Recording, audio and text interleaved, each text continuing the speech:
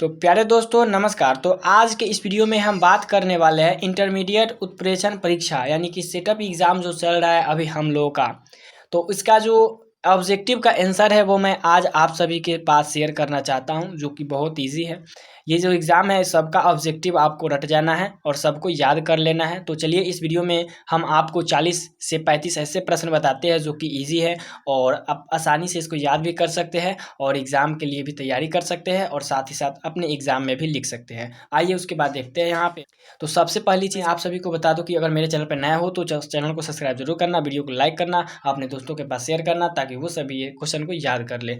चलिए आइए इसको हम लोग समझते हैं। एक नंबर क्वेश्चन कर रहा है, घनाकार क्रिस्टल में ब्रेविस जालकों की संख्या कितनी होती है। ये जो क्वेश्चन है बहुत ही इंपॉर्टेंट है, ये बार बार एग्जाम में आया है। इसमें से क्या हो जाएगा, इसका राइट आंसर ऑप्शन नंबर ये हो जाएगा 3 हो जाएगा। एक चीज़ मैं आपको बता दूं 70 क्वेश्चन अब की बार आने वाला है। हम लोगों के तो मौज है जिसमें से 35 का आंसर देना है। बहुत आसानी तरीका से आप लोग दे सकते हैं और बहुत आसानी तरीका से आप लोग पा सकते हैं। नंबर 2 नंबर क्वेश्चन का, निम्नलिखित में कौन क्रिस्टलीय ठोस पदार्थ का गुण नहीं है। तो ये जो है नहीं है विभिन्न दिशाओं में समान गुण। 3 नंबर क्वेश्चन देखते हैं, कर काय केंद्रित घनाकार इकाई सेल में पैकिंग प्रवणता जो होती है 68% होती है, लेकिन यहाँ पे दे रखा है 0.68, इसीलिए हम यही ऑप्शन को टिक करें। यहाँ पे क्वेश्चन आया, विलायक 1000 ग्राम या 1 केजी में घुले विलेय के मोलों की संख्या को हम लोग मोललता कहते हैं। ये भी बहुत इंपॉर्टेंट है, इसको भी आप लोग याद कर लीजिएगा। आइए उसके बाद 5 नंबर का, निम्नलिखित में कौन अनुसंख्य गुणधर्म का उदाहरण है। अनुसंख्य गुणधर्म का उदाहरण जो है क्वथनांक का उन्नयन होगा। उसके बाद आइए 6 नंबर क्वेश्चन को देखते हैं, करें निम्नलिखित में कौन आदर्श विलयन का उदाहरण है। आदर्श विलयन का उदाहरण बताना है तो इसका राइट आंसर ऑप्शन नंबर क्या हो जाएगा, डी हो जाएगा। C6H6 बेंजिंग हो गया और यहाँ पे ये हो गया। कह रहा है कि 25 डिग्री सेल्सियस ताप पर निम्नलिखित में किसके 0.1 मोल घोल का प्रसरणी दाब सबसे अधिक होगा। तो KCl का जो होगा सबसे अधिक होगा। उसके बाद ये कह रहा है 8 नंबर, 1 फैराडे विद्युत धारा CuSO4 के विलयन से कितना मुक्त करता है तांबा को। 31.76 ग्राम तांबा को क्या करता है, ये मुक्त करता है। उसके बाद 9 नंबर कह रहा है कि किसी विद्युत रासायनिक सेल में रेडक्स अभिक्रिया होने के लिए सेल का विद्युत वाहक बल कितना होना चाहिए, या तो ये धनात्मक होना चाहिए। निम्नलिखित में क्या होना चाहिए, धनात्मक होना चाहिए। उसके बाद ये कह रहा है अर्ध सेल अभिक्रिया के लिए मानक इलेक्ट्रोड विभव इतना और इतना दे रखा है, तो ये दोनों को जोड़ेंगे तो क्या आ जाएगा, +1.17 वोल्ट आ जाएगा। ऑप्शन नंबर डी सही हो जाएगा। चलिए 11 नंबर क्वेश्चन का जंक है, इसका अगर आंसर आपके पास पता हो तो आप कमेंट में जरूर बताएं। आइए बात देखते हैं 12 नंबर क्वेश्चन कर रहा है, लवण सेतु निम्नलिखित में किसका उपयोग होता है। लवण सेतु में ये कह रहा है इसमें से कौन है जो लवण सेतु में उपयोग होता है। KCl होता है, पोटेशियम क्लोराइड होता है। उसके बाद 13 नंबर कह रहा है किसी रासायनिक अभिक्रिया का वेग स्थिरांक निम्नलिखित में से किस पर निर्भर करता है। तो कोई भी रासायनिक अभिक्रिया का जो वेग स्थिरांक होता है वो तापक्रम पर निर्भर करता है। उसके बाद आइए कह रहा है किसी रासायनिक अभिक्रिया की दर की इकाई होती है। कोई भी रासायनिक अभिक्रिया की दर की इकाई जो होती है mole litre inverse second inverse ये होती है, जो कि राइट आंसर ऑप्शन नंबर क्या हो जाएगा, सी हो जाएगा। उसके बाद देखिए कह रहा है 15 नंबर, निम्नलिखित में कौन भिन्नांक हो सकता है। भिन्नांक मतलब भिन्न अंश बटा हर के रूप में कौन हो सकता है। तो अभिक्रिया की जो आणविकता है वो भिन्नांक हो सकती है, अभिक्रिया की कोटि नहीं होगा। आगे बात कर रहा है 16 नंबर क्वेश्चन, विद्युत क्षेत्र के प्रभाव से कोलाइडी कणों का गमन कहलाता है, क्या कहलाता है, वैद्युत कण संचलन कहलाता है। ऑप्शन नंबर डी सही है। यहाँ पे आगे 17 नंबर क्वेश्चन कर रहा है कि भौतिक अधिशोषण में किस प्रकार का बल कार्य करता है। तो वांडर वाल बल कार्य करता है। उसके बाद क्या कर रहा है 18 नंबर, एंजाइम क्या है। तो एंजाइम एक प्रोटीन है, जो कि ऑप्शन नंबर क्या है, सी है सही। उसके बाद आइए कर रहा है 19 नंबर क्वेश्चन, वह पदार्थ जो जल का पृष्ठ नाव को कम कर देता है वो क्या कहलाता है। तो पृष्ठ सक्रिय कहलाता है। उसके बाद आइए 20 नंबर क्वेश्चन, निम्नलिखित में लायोफिबिक क्लोराइड नहीं है। यहाँ पे लायोफिबिक क्लोराइड नहीं है पूछ रहा है, तो कोहरा जो है वो लायोफिबिक क्लोराइड नहीं है। अयस्क के प्रगलन में गालक का कार्य क्या होता है। तो अयस्क के प्रगलन जब हम लोग करते हैं उसमें जो गालक होता है उसका कार्य होता है अशुद्धि को दूर करना।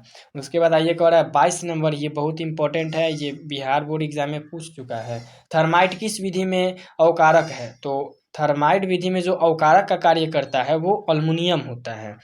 उसके बाद कह रहा है कॉपर धातु का निष्कर्षण निम्नलिखित में से किस अयस्क से होता है। तो ये सब जो है इसी का अयस्क है, लेकिन सबसे प्रमुख जो है, सबसे जो उसको क्या बोला जाता है, ज़्यादा जो कॉपर का निष्कर्षण होता है वो कॉपर पाइराइट से होता है। ऑप्शन नंबर बी हो जाएगा।